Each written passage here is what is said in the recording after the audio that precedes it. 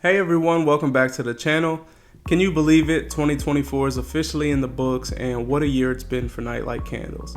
Today I'm taking you behind the scenes to recap everything that happened during quarter four, the highs, the challenges, and some really exciting milestones that I'm thrilled to share with you. From growing our wholesale partnerships to making some big improvements in how we operate, this quarter has been full of lessons and incredible growth. Now, when I say incredible growth, obviously we're still a brand new company, so we're not on Fortune 500 level yet, but I think you'll be pretty impressed. And trust me, you'll want to stick around to the end because we're going to talk about just how much we grew financially this quarter, and let's just say it blew past all my expectations. So, hey, grab a cup of coffee, get comfortable, because we're about to dive into how we closed out 2024 with a bang.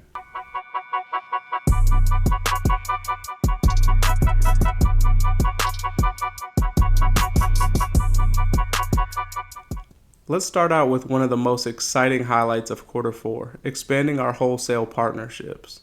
If you've been following my journey, you know that earlier this year we secured our very first wholesale account for our car diffusers. It was a huge milestone at the time, but guess what? By the end of quarter four, we now have 3 wholesale partnerships. One of these new partnerships is right here in my local community.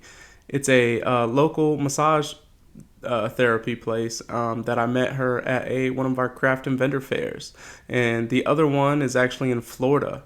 So it's a car company that is selling our car diffusers now. These partnerships mean so much to me because they're not just about selling products, they're about building relationships and spreading positivity and inspiration to more people.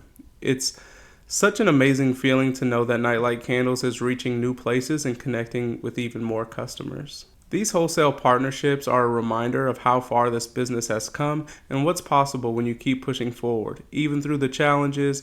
And speaking of challenges, we'll get into that next. Now, while quarter four was packed with wins, it definitely wasn't without its challenges. And honestly, some of these challenges had me scrambling. One of the biggest struggles I ran into was keeping track of inventory, specifically my labels and product boxes. Since I get my custom boxes and labels made overseas, I severely underestimated how much certain products were going to sell. And before I knew it, I was completely out of stock on some of my best-selling items. Lesson learned, always overestimate during the busy season. My winter night candle sold out again. And even though I doubled the amount I made compared to last year, it still wasn't enough to keep up with demand. The worst part was, reordering from my supplier isn't quick, so I had to watch as one of my top sellers went out of stock way earlier than I wanted. And then there was the struggle of balancing it all. My W-2 job was crazy demanding this quarter, and I was working about 50 to 60 hours per week. And let me tell you, it made everything else feel like a race against the clock. Between making products, handling orders, and trying to keep up with content for YouTube, there were definitely moments where I felt stretched thin. And I'll be honest, I'm kind of a control freak when it comes to my business. I have a process and I like to stick to that process. But what I learned was in quarter four that I can't do it all alone, and I shouldn't try to. This was the quarter I finally started delegating. I had my sister take a bookkeeping course, and now she has officially taken over my books. It's a huge weight off my shoulders because bookkeeping was never my strong suit, and my wife has been learning my packing and shipping process so that when I'm stuck at work, orders can still go out on time. Let me tell you, this was a game changer. I realized if I want my business to keep growing, I have to let go of some of the things and trust people around me. And that realization ties directly into the next part of this recap, what I've learned about preparedness and systems. So after going through all of these challenges, I had to take a step back and ask myself, how do I prevent this from happening again? And the answer came down to 2 things: preparedness and systems. One of the biggest lessons I took away from quarter four is that over-preparing is always better than under-preparing, obviously, right? Especially when you're heading into a busy season. I thought that doubling my winter night candle stock was enough, but it still sold out. Moving forward, I need to be thinking even bigger and planning way in advance. And it's not just about the candles themselves.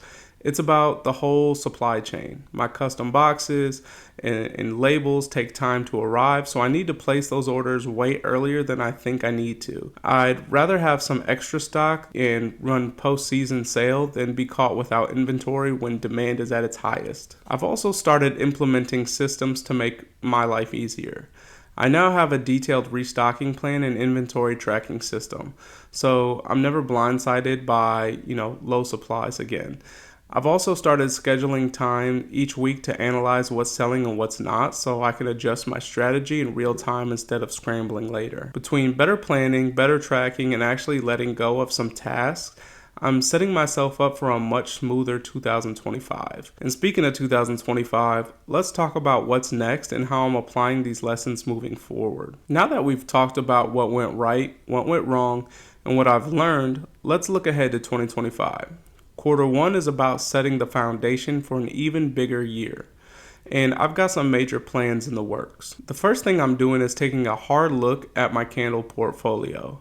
Some scents just aren't moving the way I'd like, so instead of continuing to carry every single one, I'm cutting the ones that aren't performing and refining my lineup. This is going to help me streamline inventory, reduce costs, and allow me to focus on the best sellers that people love. So I started out with like 20 something cents, and I'm cutting it back like almost in half to 10.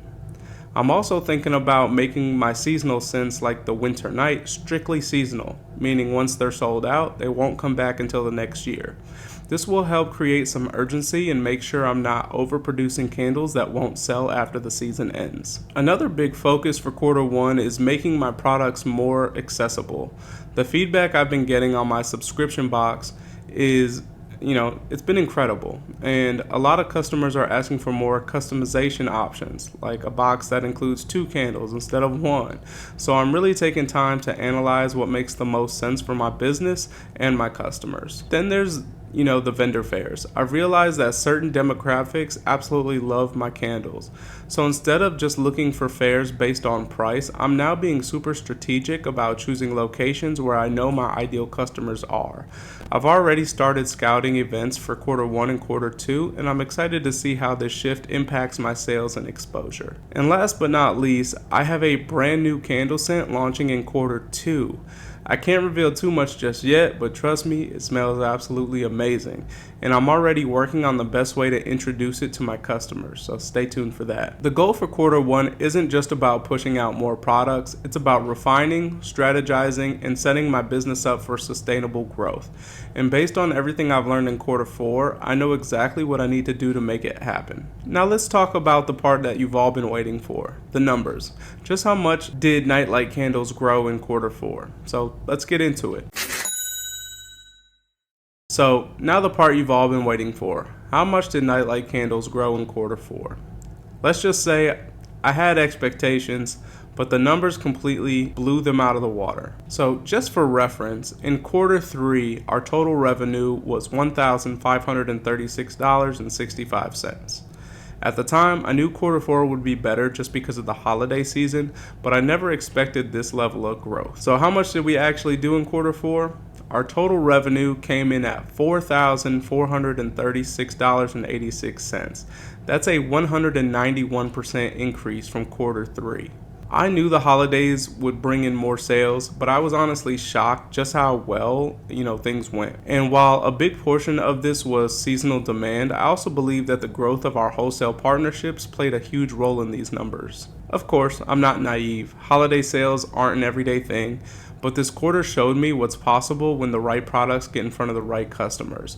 It also highlighted areas where, I need to be better prepared, like inventory management, to capitalize on this momentum even more next year. One thing I've learned from all this is that growth isn't just about selling more, it's about being able to handle more sales.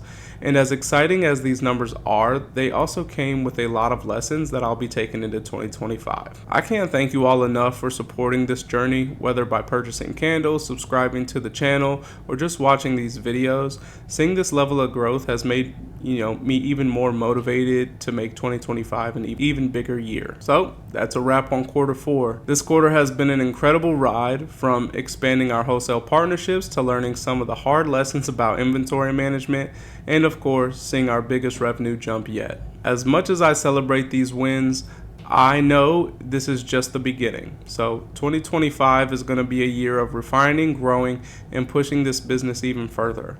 I'm ready to streamline my product line, focus on building stronger partnerships, and continuing delivering the best handmade candles possible. But I also want to hear from you. If you're a fellow business owner, what were your biggest wins or challenges this quarter? And if you've been thinking about starting your own business, what's holding you back?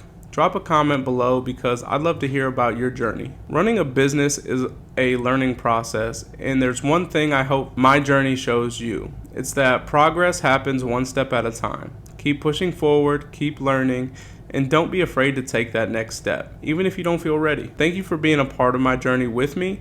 If you haven't already, make sure to like this video, subscribe to the channel, and hit that notification bell so you don't miss what's coming in 2025. I'll see you in the next one. Until then, keep shining your light. See you guys later.